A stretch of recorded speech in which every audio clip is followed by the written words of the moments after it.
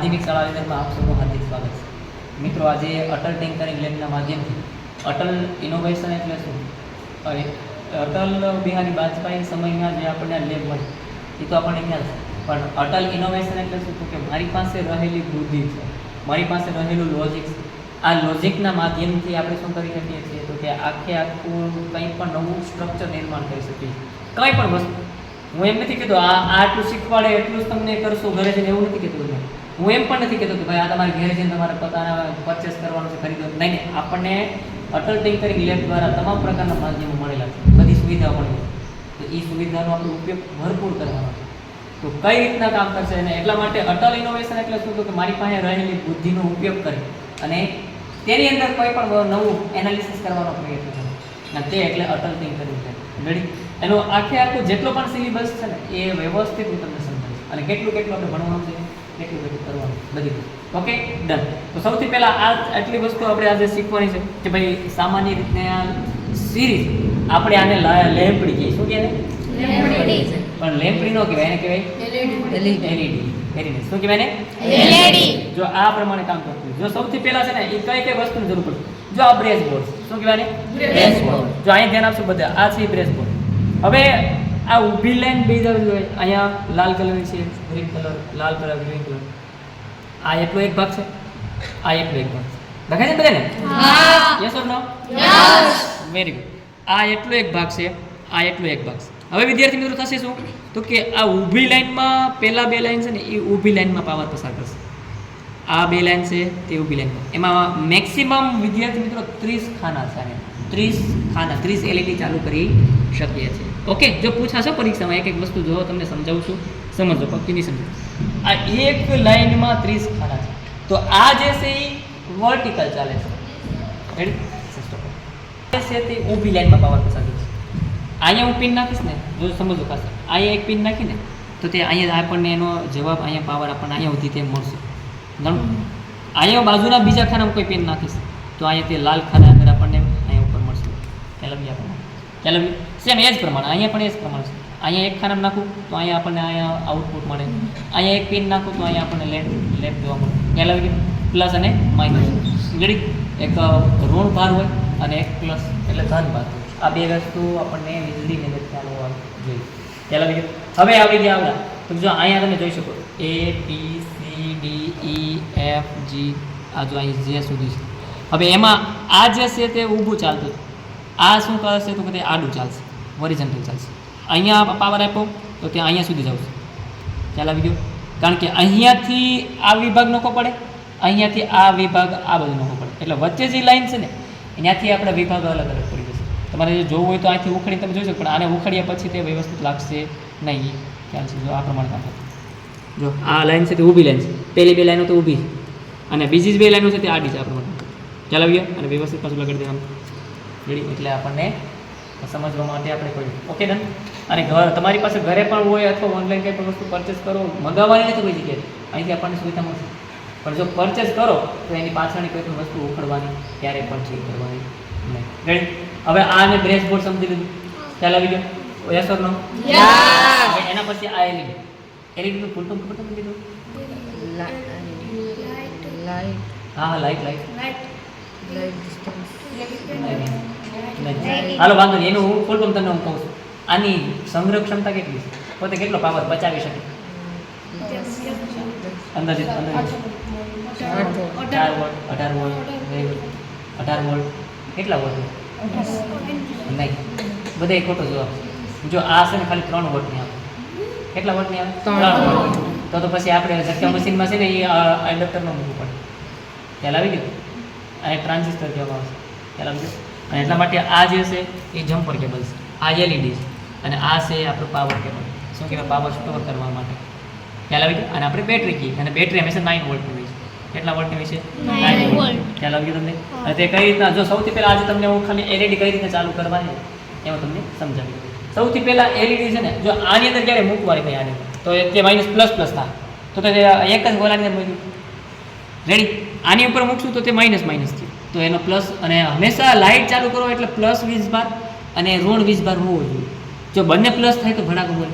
ઘણી વખત આપણે સાહેબ હોય પણ ફોલ્ટ થયું તો શું થાય? બંને 20 બાર એક સાથે મળે બંને તો માઇનસ મળે તો આપણને પાવર મળે જ નહીં, પ્લસ તો જોઈએ.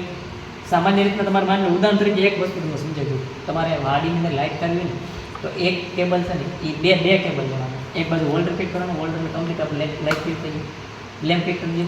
યસ ઓર નો? એક તાર છે ને એ આપણે લખવાનું છે ક્યાં? મેન પ્લસ પાવર લેવાનો છે. કેમાંથી પ્લસ પાવર? કેમાંથી લેવાનો છે? Plus power. ક્યાંથી? તો કે E11 માંથી નહીં, LT માંથી. જો સમજો 11 છે તે કેટલું પેલું કરતા હોય છે, કેટલો પાવર એક સાથે 11,000 કિલોવોટ પાવર 1 સેકન્ડની અંદર પસાર કરતો હોય છે. એની અંદર ક્યારેય કોઈ પેલું કંઈ કરવાનું નહીં. વાડીની અંદર કરતા હોય તો LT ની અંદર એક તાર નાખવાનો છે. રેડી? એક તાર નાખ્યો, બીજો તાર છે ને એને જમીનમાં પડી જવાનો, લાઇટ ચાલુ થઈ જાય. ખ્યાલ આવી ગયો? જે જમીનમાં ખેડો તે માઇનસ પોઈન્ટ.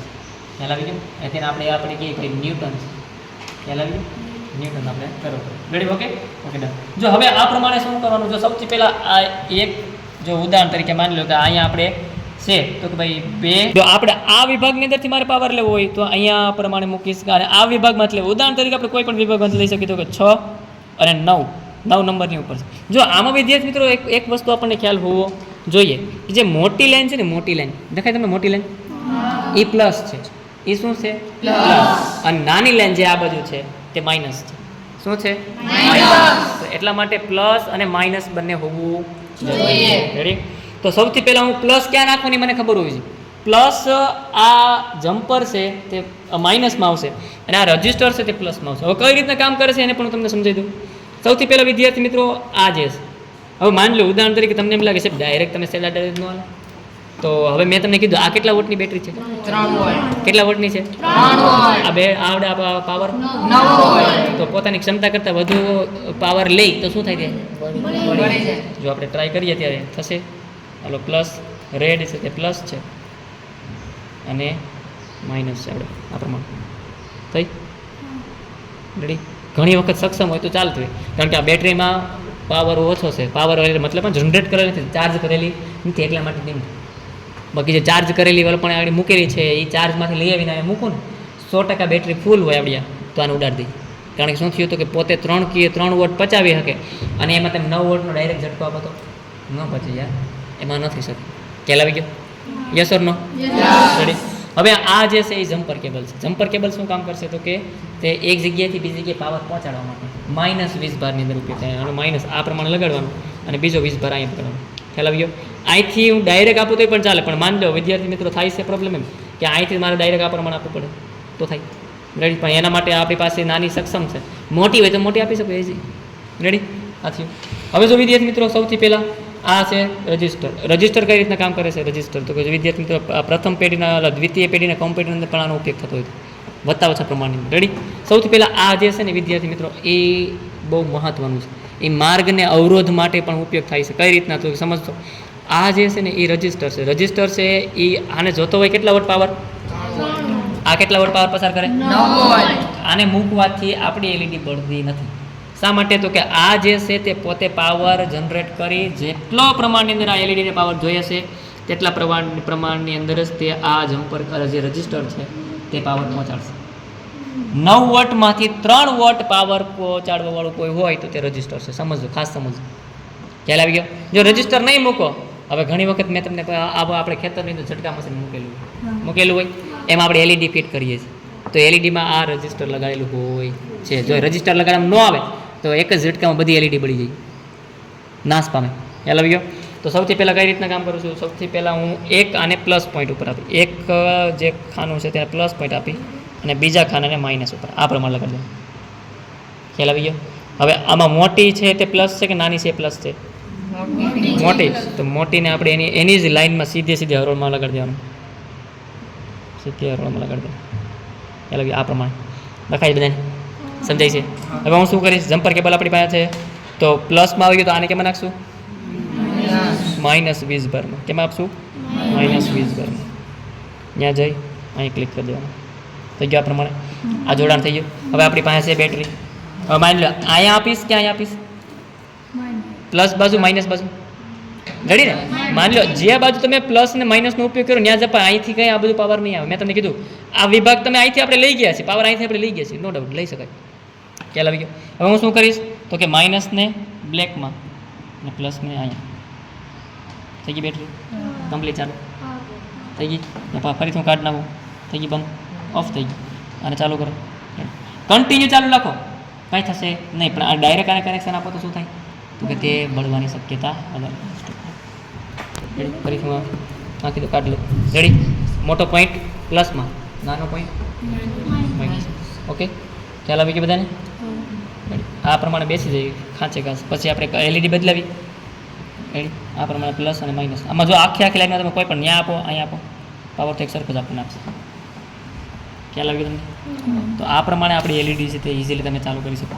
અથવા તમે ડાયરેક્ટ તમારે એલઈડી બદલાવો તો આપણને આમાં શોક લાગે નહીં. Only for 3 watt. થઈ ગયું? ખ્યાલ આવી ગયો? આ પ્રમાણે એલઈડી તમે ફિટ કરી શકો, લગાવી શકો, તમારી ઘરે પણ લગાવી શકો. રેડી, નાઇટ લેમ્પમાં આપણે આનો ઉપયોગ કરી શકાય ઇઝીલી. પણ કઈ રીતના? આપણે જે જોડાણ કર્યું તે પ્રમાણે. Okay, ready. જ્યારે પાછા આગળ મળશું ત્યારે વધુ સમજવાનો પ્રયત્ન